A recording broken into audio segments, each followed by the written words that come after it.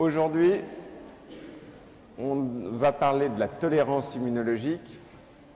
J'aime beaucoup cette photo. Et en plus de ça, c'est le message, c'est qu'effectivement, dans la vie, en particulier dans la vie du système immunitaire, la tolérance, vous allez le voir, ça commence jeune.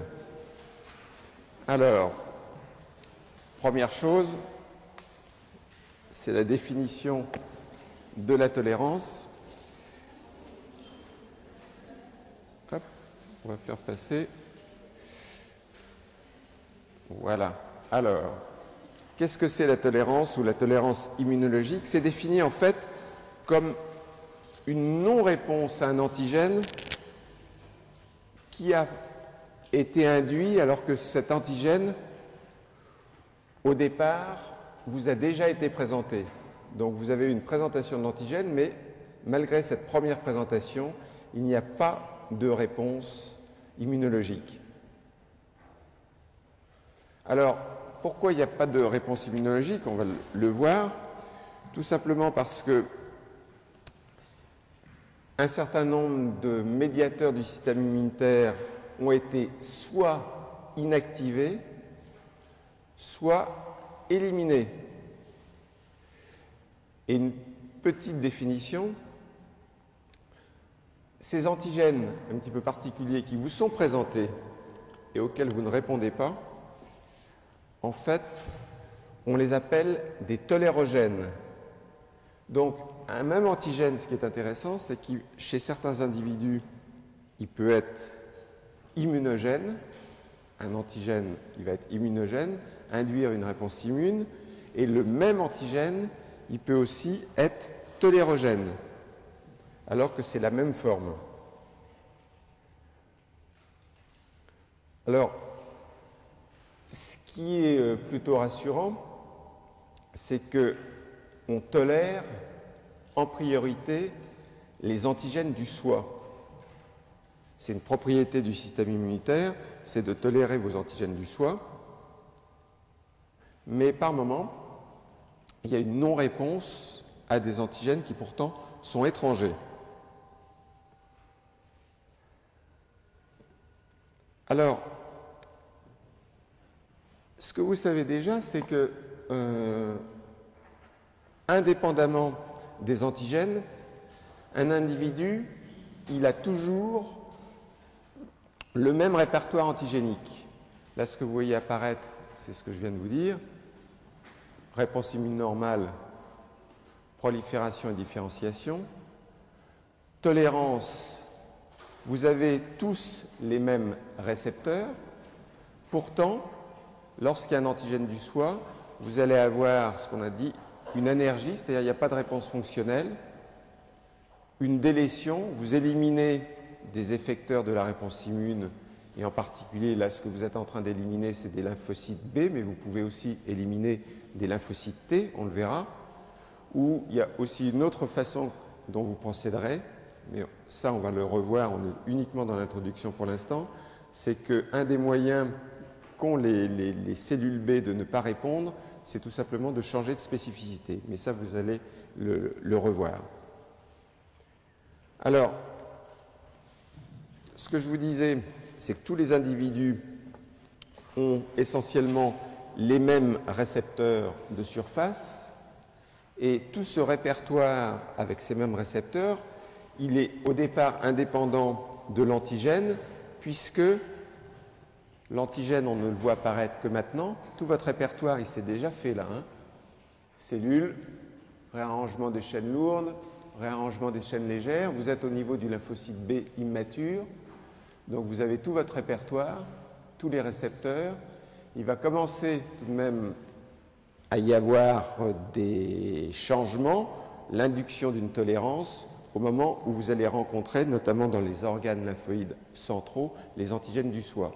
Mais le premier message, c'est que tout votre répertoire, il s'est fait indépendamment des antigènes, et pourtant, ces antigènes, certains vont être immunogènes, les autres vont être tolérogènes. Alors, cette tolérance, c'est une propriété du système immunitaire normal. Cela dit, vous avez de temps en temps des réactions que l'on appelle auto-immunes, que vous connaissez, dont on va beaucoup parler, contre les antigènes du soi. Ça veut dire que tout de même, alors que vous devriez tolérer la plupart des antigènes du soi, de temps en temps vous avez des réactions auto-immunes. Et si ces réactions auto-immunes sont inappropriées, je n'ai pas dit forcément trop fortes, inappropriées, vous pouvez avoir des maladies auto-immunes. Alors l'autre chose, on est toujours dans les généralités, on a dit, bon, cette tolérance, c'est principalement contre les antigènes du soi. Vous pouvez également par moment tolérer des antigènes du non-soi, alors que vous devriez les rejeter. Mais ce qui va faire qu'un antigène va plutôt être immunogène ou tolérogène, ça va être souvent la façon dont cet antigène étranger va vous être présenté. Alors, c'est intéressant d'essayer de comprendre tout ça parce que de temps en temps, c'est utile d'essayer d'induire une tolérance à des antigènes étrangers. Notamment, vous avez certains médicaments que vous utilisez qui sont des protéines étrangères. Donc, ce serait intéressant que ces médicaments que vous voulez utiliser alors que ce sont des protéines étrangères, je pense par exemple au facteur 8 des hémophiles, ça serait bien que vous ne le rejetiez pas. Donc, c'est intéressant de temps en temps d'induire la tolérance.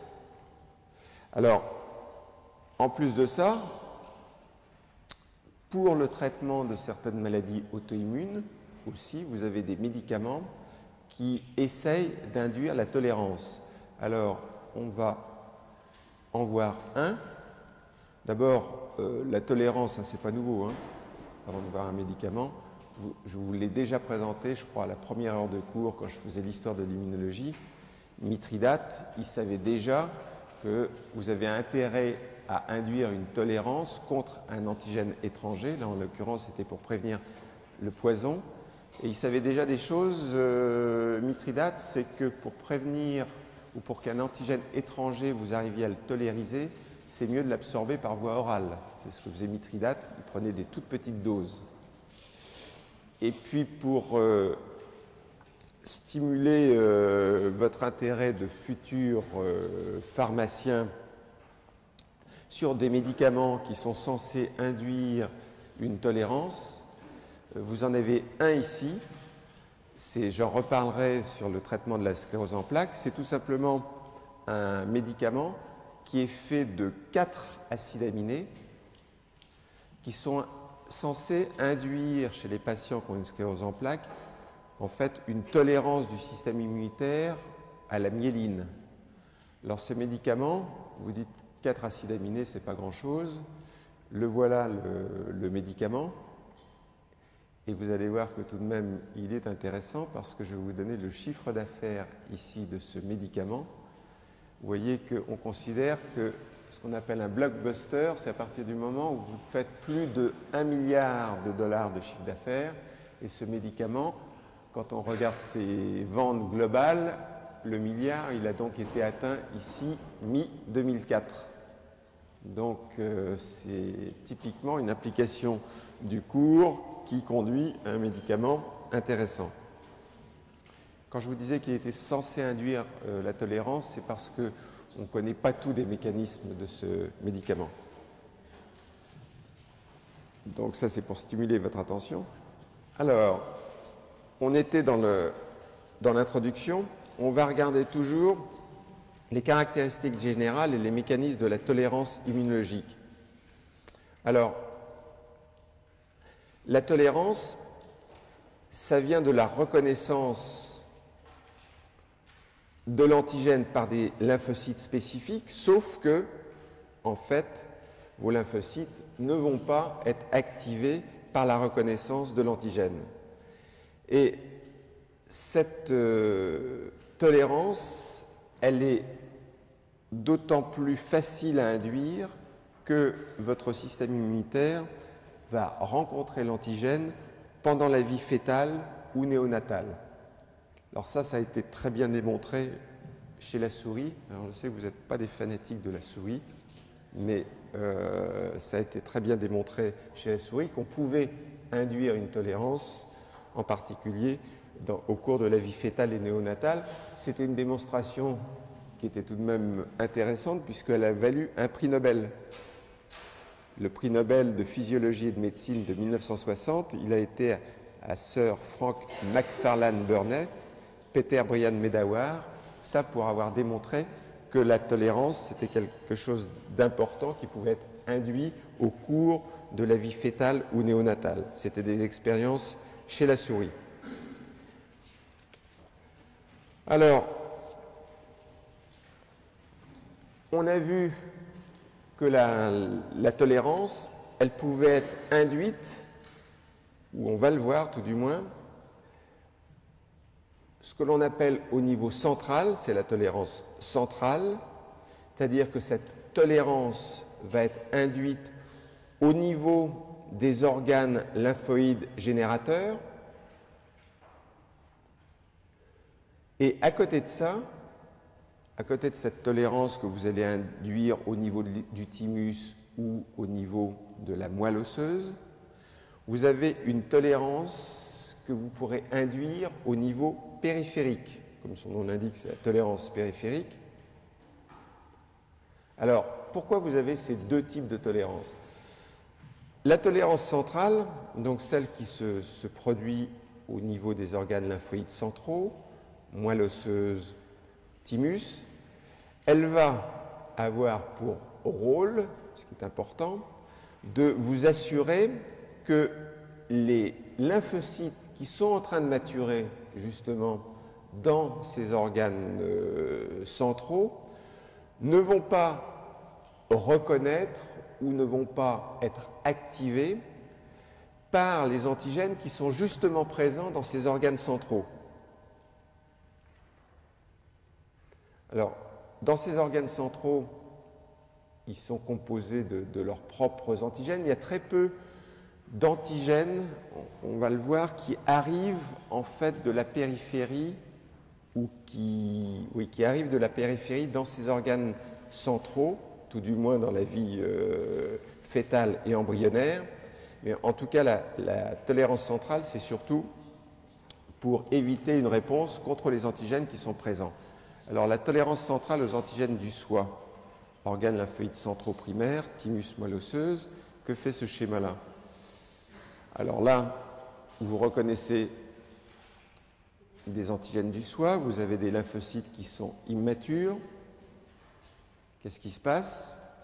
Toujours ce que vous avez vu, vous pouvez les éliminer par apoptose, ou ce que peut faire le lymphocyte B, il va pouvoir changer de récepteur, ce qui lui permettra de ne pas réagir contre l'antigène qu'il gêne, qui est un antigène présent ici.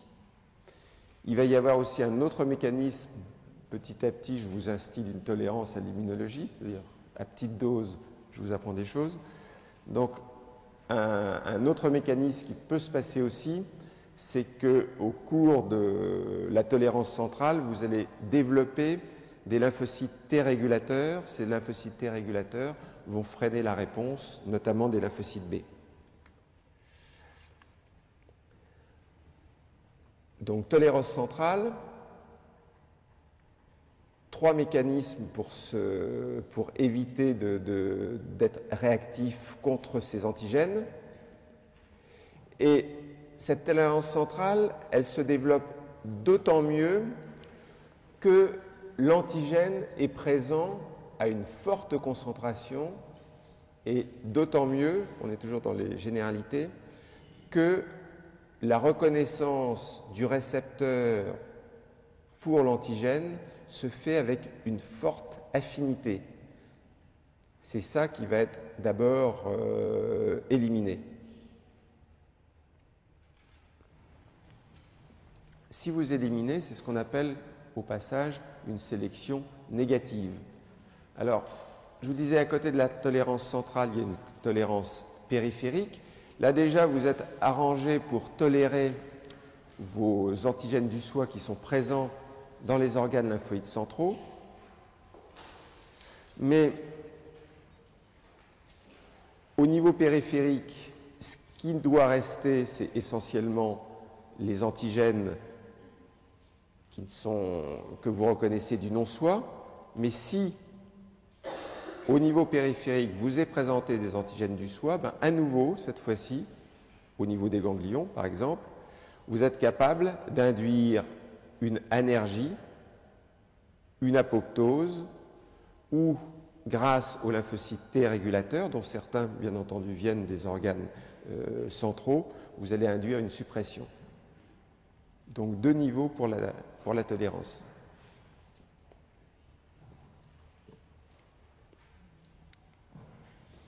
Alors,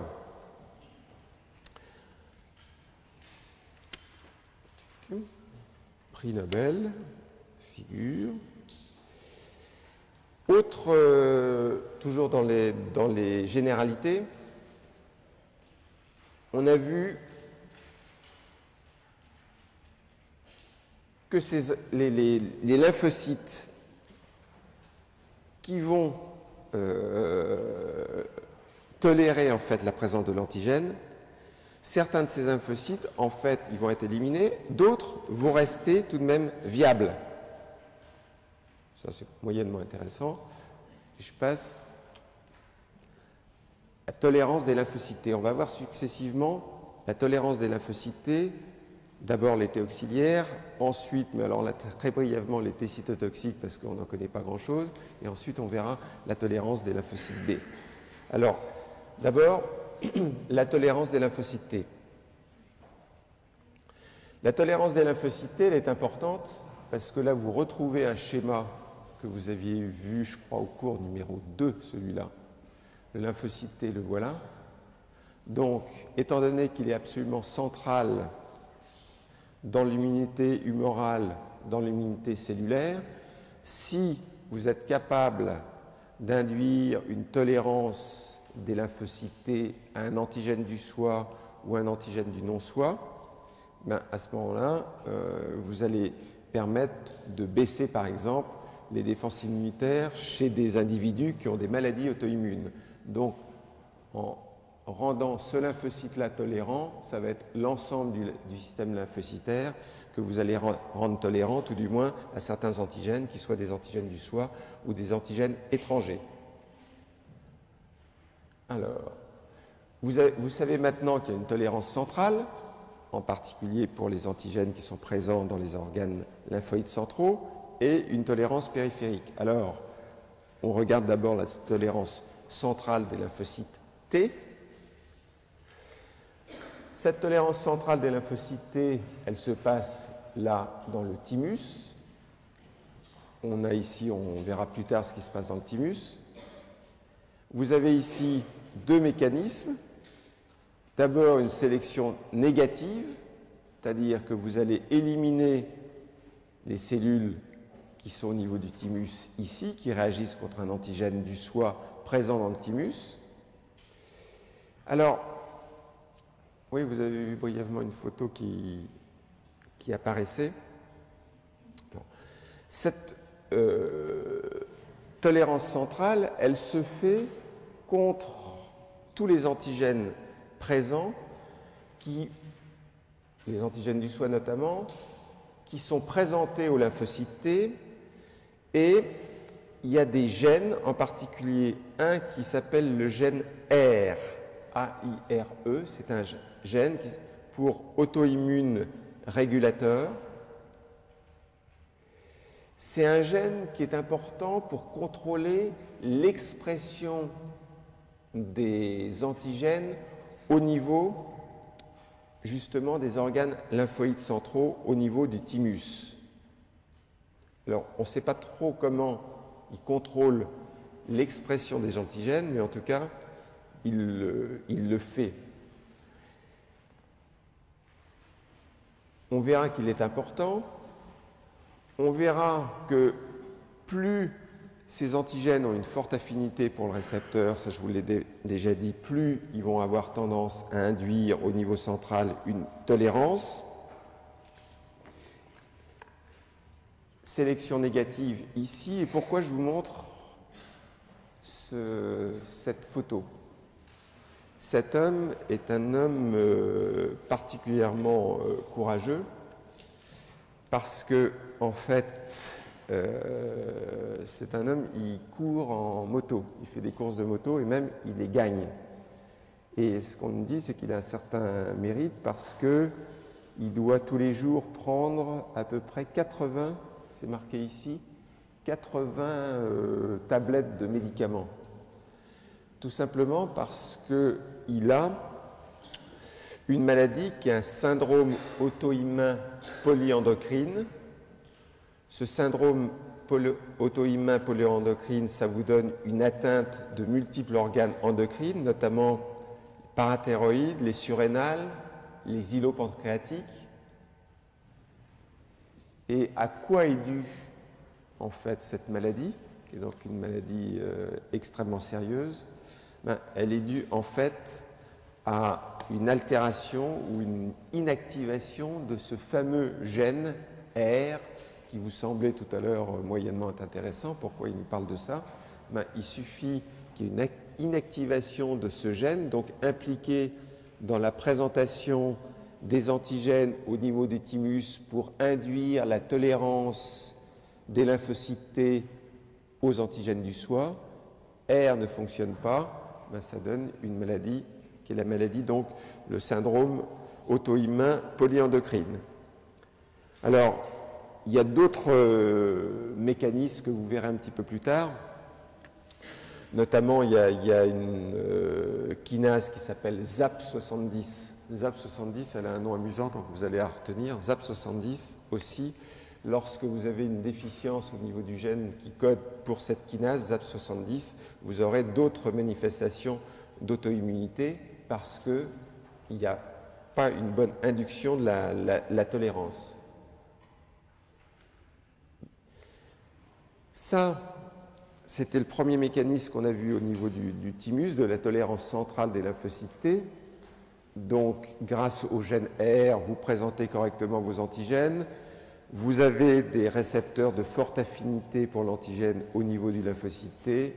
Il va y avoir apoptose donc de cette cellule.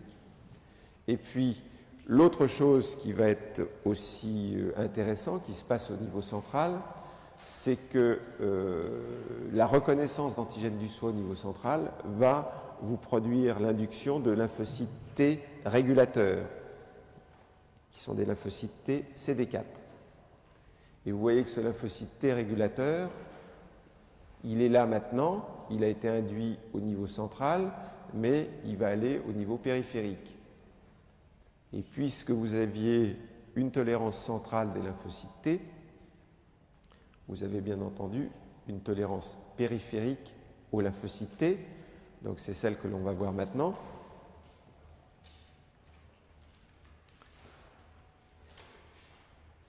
Là, vous avez déjà bien avancé, vous vous êtes arrangé pour que les lymphocytes T absolument centraux dans la réponse immune tolèrent les antigènes du soi qui sont présents au niveau du thymus.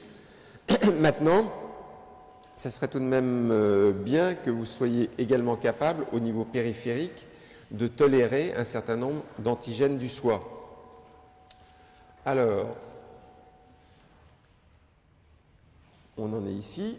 On retrouve ce que l'on a vu tout à l'heure, l'antigène du soi, et vous avez à nouveau le mécanisme d'énergie. Quand je vous disais qu'il y avait deux façons, il y avait d'une part l'apoptose, vous éliminez, mais d'autre part un autre mécanisme où vous arrivez à rendre les cellules anergiques. Alors, l'énergie, on va la regarder d'un petit peu plus près, surtout que vous connaissez déjà beaucoup de choses pour qu'une cellule devienne anergique. Vous savez que pour qu'elle soit activée, il faut toujours, maintenant c'est la 254e fois que je vous le dis, qu'il faut deux signaux et qu'il faut notamment des molécules de costimulation. Alors, énergie, oui, je sais pourquoi j'ai fait ça. parce que je voulais vous montrer d'abord les trois mécanismes, et puis ensuite je vais m'intéresser à chacun d'entre eux. Donc vous aviez les trois mécanismes, et ça, ce dont je vous parle maintenant, c'est de celui-ci. Alors, réponse normale, vous avez les deux signaux, prolifération, différenciation et prolifération des lymphocytes T. Ça, ok. Maintenant, énergie, qu'est-ce que vous faites? Ben, il y a un signal qui vous manque, B7, donc blocage de la signalisation, ou alors autre chose, au lieu d'engager face à B7 CD28, vous allez engager un récepteur inhibiteur. Donc vous retrouvez pour l'induction de l'énergie de lymphocytes T, pour que ces lymphocytes T tolèrent en périphérie les antigènes du soi, vous retrouvez en fait des mécanismes que vous connaissez bien. Est-ce que j'ai réutilisé? Oui. Vous retrouvez ça, que vous connaissez bien, CD28. Donc pour que je devienne énergique, ce que je vais faire, c'est que je ne vais pas présenter par exemple de molécules B7, ou alors je vais m'arranger pour activer CTLA4.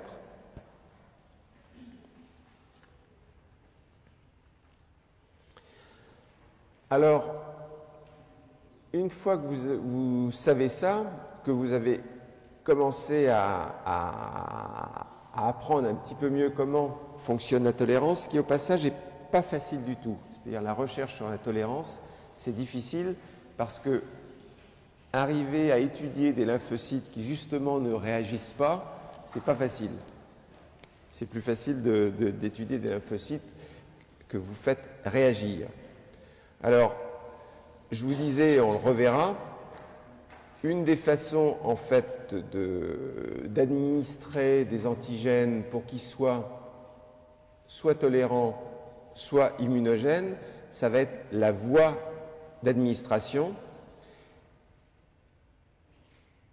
Lorsque vous utilisez une voie d'administration qui est par exemple sous-cutanée avec des adjuvants, là, on va être dans ce schéma-là, c'est-à-dire que vous aurez une réponse qui sera normale. Les adjuvants, ils vont vous induire notamment la présentation de molécules de costimulatrices. Par contre, lorsque vous utiliserez pas d'adjuvant et une voie orale, là déjà, vous aurez des chances d'être dans un système d'énergie où il n'y aura pas, où il y aura soit un blocage de la signalisation, soit un engagement de récepteurs qui sont inhibiteurs.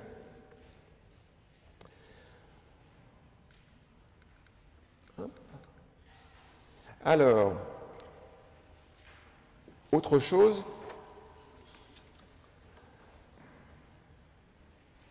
les cellules dendritiques, elles ont un rôle qui est important, vous savez, dans la présentation.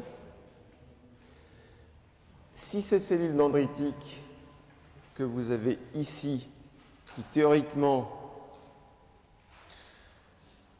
lorsqu'elles migrent, présentent justement des molécules costimulatrices, ça c'est ce qui se passe de façon normale, mais si ces cellules dendritiques, justement, et là on passe dans un système d'énergie, elles se mettent à exprimer CTLA4 ou à ne plus exprimer B7, ou si en face il y a CTLA4,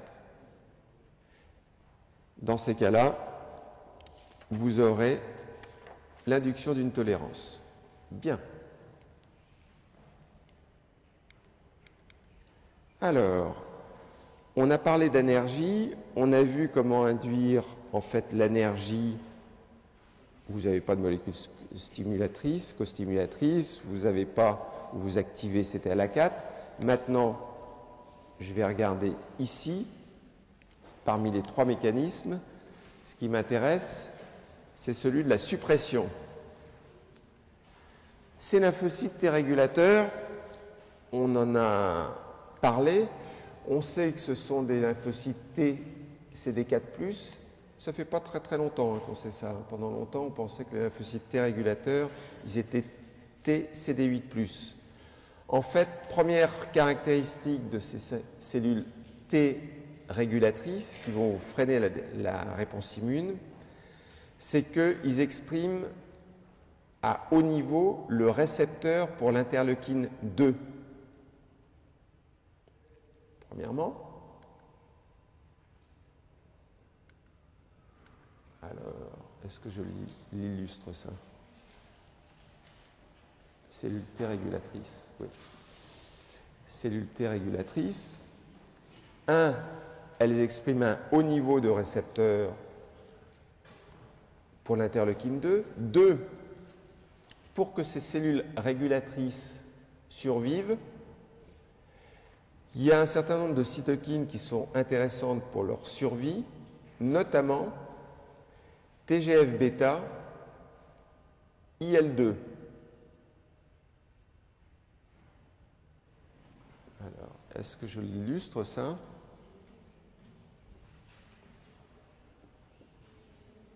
TGF-bêta, IL-2.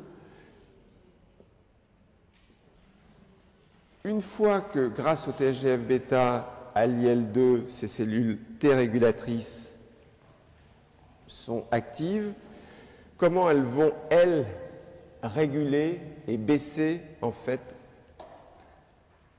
induire la tolérance du système immunitaire? Eh bien, une des choses que vous retrouvez, la cellule régulatrice, elle est ici, et vous retrouvez un schéma que vous aviez déjà vu lorsqu'on apprenait l'IL-10, c'est-à-dire que la cellule T régulatrice, elle va notamment inhiber l'activation des macrophages. Ah, c'est casse-pied ça. Inhiber l'activation des macrophages, inhiber l'activation des cellules dendritiques grâce à l'IL-10 produit par les cellules T régulatrices. Au passage, il n'y a pas que les cellules T régulatrices qui produisent de l'IL-10, ça peut être les macrophages eux-mêmes, des kératinocytes. Mais moi, ce qui m'intéresse, c'est ça. Ah, ça ne va pas, ça. Alors, par contre,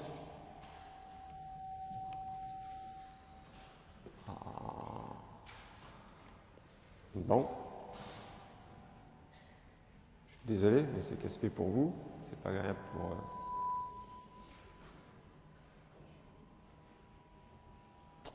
Bon. Bon, on va réessayer, on va voir. Je m'arrêterai tout à l'heure pour aller... Alors, on était au fait que T régulateur, ça produisait IL-10, ça inhibait l'activation des macrophages, ça inhibait l'activation des cellules dendritiques. Vous savez que macrophages et cellules dendritiques, ça produit IL-12. L'IL-12 agit sur les T auxiliaires 1 et sur les cellules NK qui produisent de l'interféron gamma. Le fait que les cellules T régulatrices soient actives, produisent leur IL-10, ça va faire quoi? Ça va faire que vous aurez une baisse de la production d'IL-12 et de l'interféron gamma. Donc, il y a bien une diminution de la réponse immunitaire.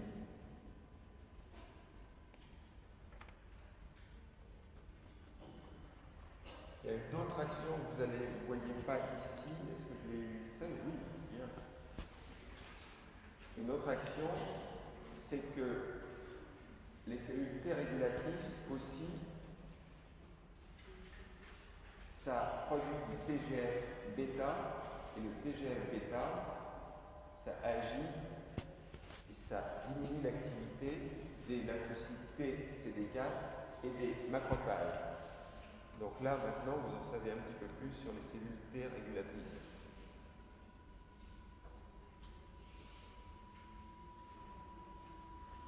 Bon, c'est vraiment pas possible. Ça vous gêne ou pas? Un petit peu ou beaucoup? Parce que vous avez bien aimé. Bon, on va essayer de tenir, on va essayer d'arriver à ça.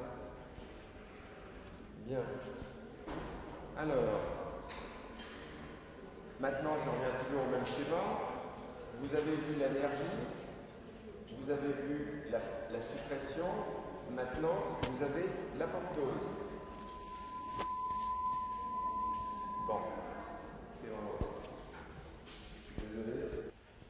Alors, pour induire l'apoptose, ça va se passer dans plusieurs circonstances, notamment lorsque vous allez reconnaître l'antigène, mais qu'il n'y aura pas d'inflammation. Lorsqu'il n'y a pas d'inflammation, ça peut conduire à une apoptose. Et aussi, de façon intéressante, il y a un mécanisme d'apoptose qui se produit lorsque vous allez stimuler en fait vos cellules de façon répétée. C'est-à-dire, ça paraît curieux parce qu'on vient de vous apprendre tout le temps qu'il fallait 2 présentations de l'antigène pour induire une réponse immune. Et là, je suis en train de vous expliquer qu'un des mécanismes d'induction d'une tolérance, c'est en fait d'avoir de multiples stimulations, de multiples activations qui peuvent induire une mort cellulaire. Bon. Alors, cette mort cellulaire, elle peut se produire de la façon suivante. Lorsque vous avez une réponse immune normale, c'est ce qui se passe, c'est ce que vous avez vu apparaître sur le schéma. Lorsque vous avez une réponse immune normale, vous voyez apparaître une chose, c'est ici l'expression dans la cellule T activée de protéines anti-apoptotiques. Parmi ces protéines anti-apoptotiques, des protéines que vous retrouverez souvent, c'est BCL2 et BCLX. BCL2, BCLX, ce sont des protéines anti-apoptotiques importantes qui vous permettent, puisque vous empêchez en même temps que la cellule T naïve est en train de se différencier, vous permettez qu'elle ne meure pas, elle va devenir activée.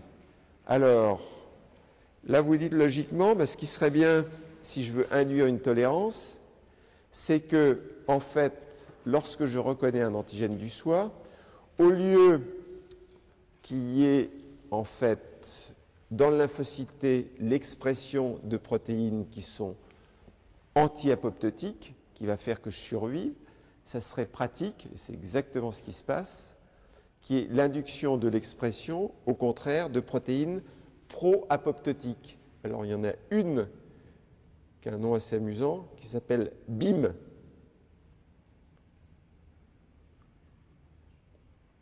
Et en fait, lorsque vous avez une activation relativement faible du lymphocyte T, il y a une chose que vous voyez là, c'est que, contrairement à tout à l'heure, là, on a très peu d'IL2 ou pas du tout d'IL2. Et lorsque vous avez très peu d'IL2 ou pas du tout d'IL2, une des conséquences, c'est que justement, il y a l'expression des protéines pro-apoptotiques et non pas des protéines anti-apoptotiques. Et en bas, il reste quelque chose que vous n'avez pas encore vu. Voilà. Une des autres façons d'induire une reconnaissance des antigènes du soi et d'induire une apoptose, c'est que vos lymphocytes T, en fait, expriment face ligand. Et ce que vous voyez, c'est que ces 2 lymphocytes T qui sont en continuité l'un de l'autre, donc ils sont en proximité l'un de l'autre, il y en a un qui exprime face ligand et l'autre qui exprime le récepteur face. Alors, vous savez que activer le récepteur face, c'est induire une apoptose. Eh bien, là, vous avez des cellules qui reconnaissent un antigène du soi. Certaines de ces cellules de ces lymphocytes expriment face ligand, l'autre exprime face, ou les deux peuvent être sur la même cellule, et ça, c'est un mécanisme aussi d'apoptose. Donc, vous avez là 2 mécanismes pour induire l'apoptose en réponse à un antigène du soi.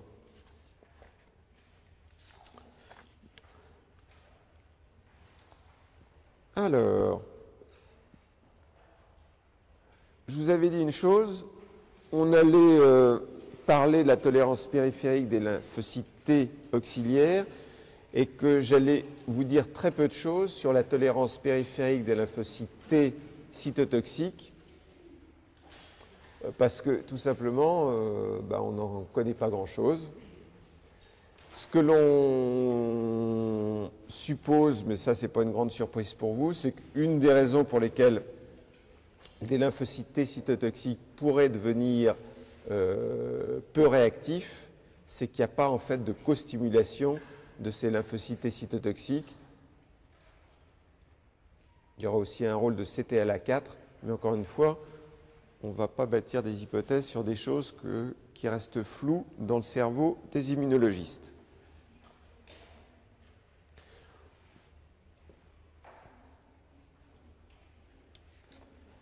Tolérance des lymphocytes B.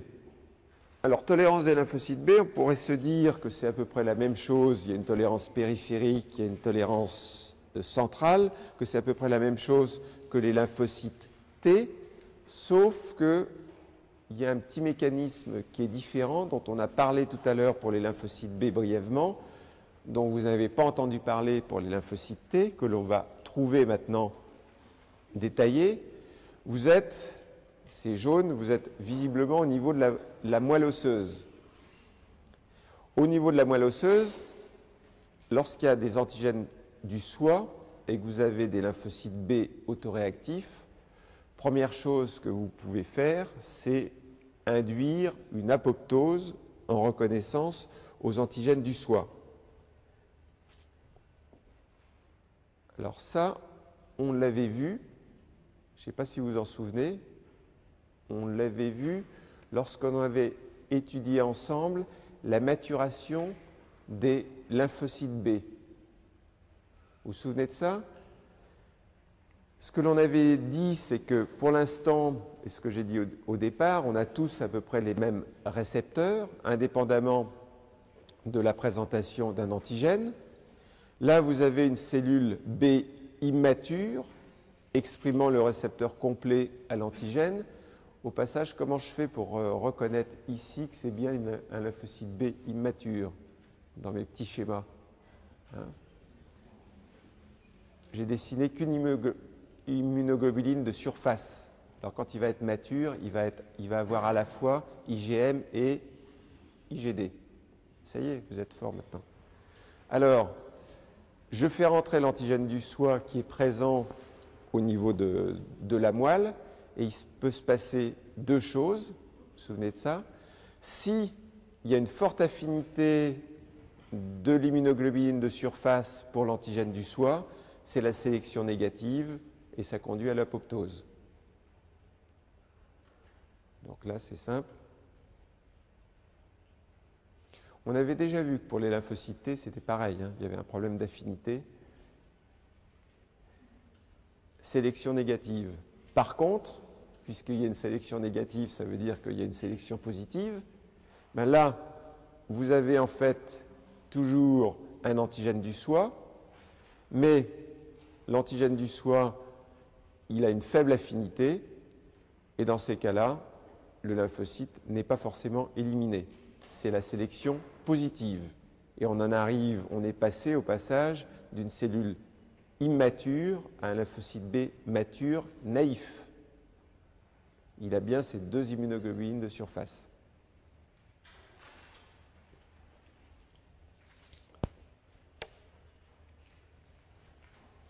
Bien, donc, un antigène du soi qui a en grande quantité ou de forte affinité, ça va conduire à l'apoptose, comme on l'avait vu pour le lymphocyte T, mais il y a autre chose que font les lymphocytes B,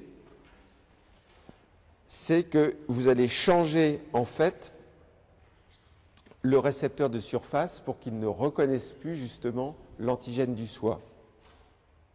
Alors là, ça veut dire que la reconnaissance de l'antigène du soi par le lymphocyte, ça va vous changer l'expression des gènes des immunoglobulines. Donc il y a des recombinaisons de ces gènes, des immunoglobulines, sous l'effet de l'antigène du soi, pour que vous changiez d'expression de récepteur et que vous surviviez. Et les gènes qui sont importants dans ces cas-là, vous les connaissez bien, c'est RAG1 et RAG2. Donc je change